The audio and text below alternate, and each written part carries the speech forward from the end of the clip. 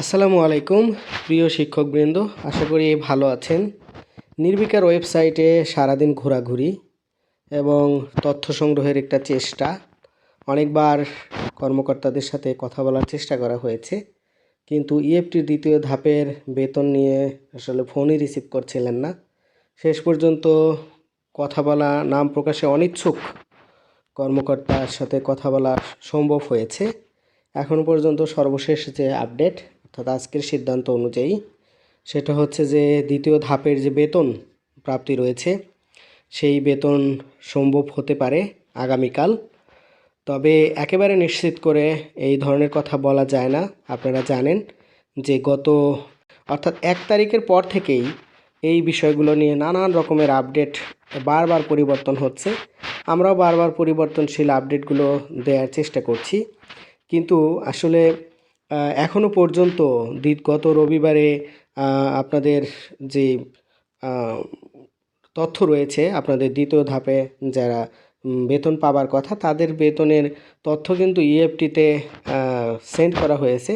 Send করার পরে মন্ত্রণালয়ে পাঠানো হয়েছিল, কিন্তু গত 1 সপ্তাহ ধরে ব্যাংকে, ইন্ডিভিজুয়াল ব্যাংকে, অর্থাৎ যার যার ব্যাংকে অ্যাকাউন্টে টাকা ঢোকার কথা সেই টাকা ঢুকছে না। এই জন্য কিন্তু অনেক উৎকণ্ঠায় রয়েছে সবাই, এবং বারবার চেষ্টাও করা হয়েছে এই আপডেট তথ্যগুলো জানার, কিন্তু এই আজকে কালকে এরকম করে করে কিন্তু শেষ পর্যন্ত এখনও পর্যন্ত সেই টাকা ব্যাংক অ্যাকাউন্টে ঢোকে নাই। এইদিকে কিন্তু শিক্ষকদের হতাশ অবস্থা, এবং টাকা ধার দেনার উপরে চলছে শিক্ষকরা। এই পরিস্থিতি যখন চলমান, তখনও কিন্তু কোনো ধরনের এমএসের ওয়েবসাইট বলেন, এসএইচইর ওয়েবসাইট, মাউসির ওয়েবসাইট বলেন বা মন্ত্রণালয়ে বলেন, নিশ্চিত করে কোথাও এই বেতন ভাতার কথা বলা হয় নাই। শুধু আনঅফিসিয়াল আপডেট, যেটা কিছু সংবাদ মাধ্যম, শিক্ষা বিষয়ক সংবাদ মাধ্যম এবং ইউটিউবাররা চেষ্টা করছে তথ্য বের করতে, সেই তথ্য অনুযায়ী অল্প কিছু তথ্য যেটা জানা যায় শুধুমাত্র মুখের কথায়, সেই তথ্যের উপরে নির্ভর করেই আমরা আপনাদেরকে আপডেট দেওয়ার চেষ্টা করি। যখন যে আপডেটটা আসে, বিশেষ করে হবে 2-1 দিন সময় লাগবে, আসলে 2-1 দিন সময় লাগবে, পরে তো এগেইন কোনো প্রশ্ন করা যায় না যে 2-1 দিন কেন সময় লাগবে। এ ধরনের প্রশ্ন তো আসলে করা যায় না, কারণ ওনারা অনেক বড় মাপের কর্মকর্তা, তাদের সাথে 1-2 মিনিট কথা বলাই অনেক কঠিন। এরপরেও কিন্তু আমরা চেষ্টা করে যাই। তো আসলে সর্বশেষ তথ্য যে